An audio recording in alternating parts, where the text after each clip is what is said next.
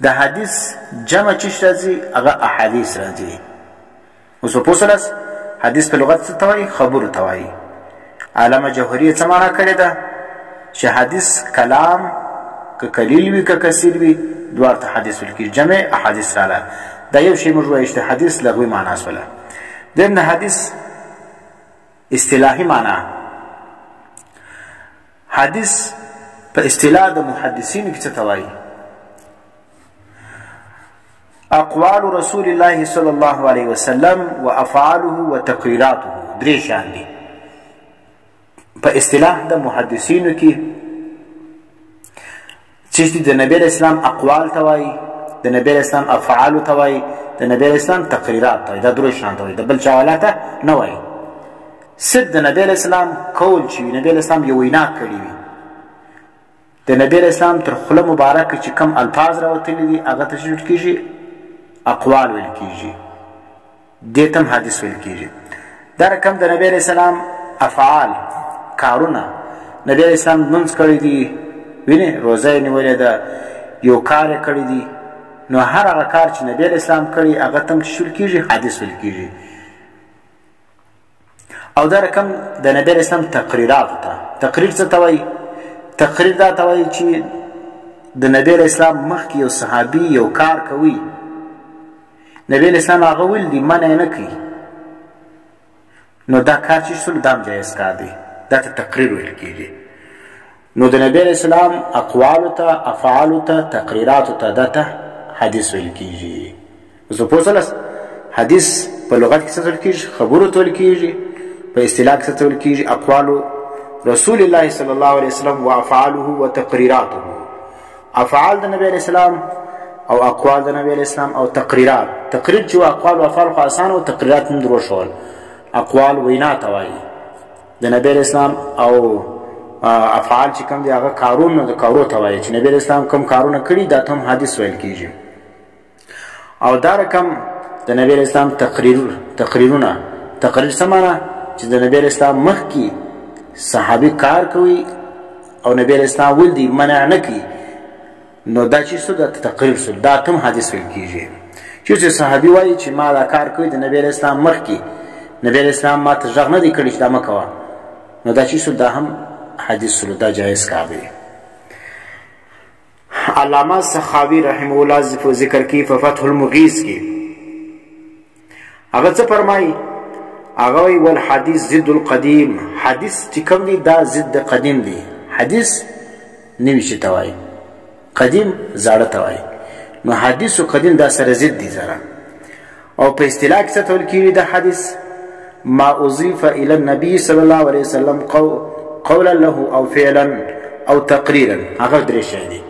هر هغه شی دی چې د هغه نسبت وسي نبی اسلام لره، که قول وي، که فعل وي، که تقریر وي، او صفتا یا یو صفت د نبی اسلام. اوس ګورئ د نبی اسلام صفت بیان سي، نو دا تم حدیث ویل کېږي. تر دې حده پورې علامه سخاوي ذکر کوي حتی الحرکات والسکنات، چې د نبی اسلام کم حرکات او سکنات ولو یې تم حدیث ویل کېږي. دا ځکه موږ درنه د کتاب مخکې وایو چې د حدیث په مفهوم موږ سره خلاص شي، چې حدیث کې څه وایي څه ته. د نبی اسلام حرکات سکنات چې پر کوم ځای باندې به د لاس ښوروي، پر کوم ځای باندې به د خوله مبارکه حرکت کوي، او په کوم ځای باندې به د لاس ساکن ولو، پښې به ساکنې ولې. وینې دا حرکات او سکنات ګردو ته چې ویل کېږي دا تم حدیث ویل کېږي. وایي تر دې حده پورې د حرکات او سکنات فی الیقظة والمنام، چې په خوب کې به د نبی اسلام کومه طریقه وله او په ویښه کې به کومه طریقه وه. وینې څنګه پرېوتی، څنګه پورته کېدی، څنګه کښېنستی، څنګه ولاړېدی، څنګه حرکت کوي، وینې څنګه ټک کوي، څنګه ناسته کوله، څنګه خوراک کوي، څنګه اوبه څښلې. دا ګرد طریقو ته چې کېږي دا ته حدیث ویل کېږي. کوم شی بیاني د نبی اسلام دا طریقې دا ته حدیث ویل کېږي. دوه شی موږ وایو، د حدیث لغوي معنا نیول، حدیث اصطلاحي معنا. په لغت کې خبرو ته ویل کېږي، په اصطلاح کې څه ته ویل کېږي؟ اقوال النبي صلی الله علیه وسلم، افعال النبي صلی الله علیه وسلم او تقریرات النبي. دریم شی موږ وایو د حدیث وجه تسمیه. حدیث ته حدیث ولې وایي؟ وینې نو د دې ښه وجه چې کوم د هغه علامه شبیر احمد عثماني رحمه الله ذکر کړې ده.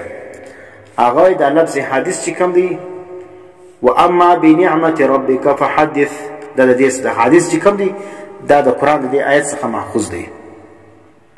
دلته الله څه فرمایي واما بنعمت ربک فحدث، هر چې نعمت د رب ستا دی فحدث دی بیانوه. نعمت چیش دی؟ او قرآن او سنت دی. ګوره قرآن او سنت د الله د جانب ډېر غټ نعمت دی چې الله پاک و انسانان تور کړي دي. نو الله و نبی ته څه وایي؟ واما بنعمت دا نعمت ربک د رب ستا فحدث بیان یې کړه. الله دا زما نعمت چې کوم دی ته بیانوه. نو قرآن هم د الله نعمت دی، حدیث هم نعمت دی. دا ته څه به کوه؟ فحدث. حدیث ته معنا بیان. نو دا حدیث چې کوم دی دا د فحدث سره ووتی. نو دا چې سلو نو معلومه خبره سوله چې دلته چې فحدث څخه مراد چې د نبی اسلام اقوال او افعال مراد دي. نو قرآن خپل د نبی اسلام اقوال او افعال ته څه ویل؟ حدیث یې ویل. او شیخ الاسلام حضرت مولانا مفتی محمد تقی العثمانی حفظه الله څه فرمایي؟ هغه وایي دا چې کوم دی دا حدیث قرآن خبر ته وایي. وینه هر څوک چې ګایي هغه ته خبر وایي. د نبی اسلام و اقوال مبارکو ته حدیث ویل کیږي. نو دوی وایي دا چې دی دا عام طوري چې راوستي د نبی اسلام پر اقوال باندې کښې شوي دا ته ویل کیږي استعاره العام للخاص. عام طوري راوستي د خاص شي لپاره. اوس حدیث هر خبر ته نه ویل کیږي. وینه حدیث څه دی؟ دا د هر چا خبر ته اوس نه ویل کیږي. په لغت کې ویل کیږي لیکن په اصطلاح کې څه ویل کیږي؟ خاص د نبی اسلام اقوال افعال او تقریرات ته ویل کیږي. دا ته استعاره العام للخاص، من عام شی چې کوم دی دا موږ راوستي په خاص باندې چا لره د خاص شي لپاره دا غوړي کښې شوي. او بیا شیخ الاسلام ذکر کوي وایي دا چې کوم دی د دې حدیث استعمال چې کوم دی خپل په نبی اسلام په خپل احادیث کې خپل اقوال ته افعال ته حدیث ویل دي. لکه نبی اسلام فرمایل دي حدثوا عني ولا حرج. صحیح مسلم کی روایت دی. حدثوا ګوره دلته حدثوا یې ویل دي. قرآن وایي فحدث. وینې د نبی اسلام اقوال او افعال ته فحدث ویلی. او نبی اسلام خپل څه فرمایي؟ حدثوا عني ولا حرج.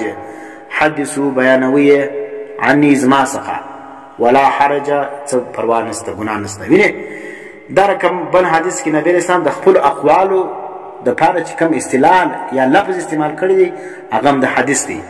من حفظ على امتي 40 حديثا. ګوره دا هم نبی اسلام دلته ګوره وایي چا که زما د امت څخه 40 حدیث یاد کړ. دلته حدیث اطلاق وکړي په دې باندې. فی امر دینها د دین په معامله کې بعثه الله راپورته وي کې الله فقیها دی به فقیه وي. 40 حادثه 40 حدیثونه چې یو انسان یاد کړي پاک به دا سړی څه کوي کې په ورځ د قیامت به د فقهاو د علماو په جماعت کې راپورته کړي اگر که د علم بیا پرانه یې کړي دا دونه ثواب لري. وكنت له يوم القيامة شافعا وشهيدا. او زبا نبی علیہ السلام په ورځ د قیامت لپاره به شفاعت کوونکی او گواهی ورکوونکی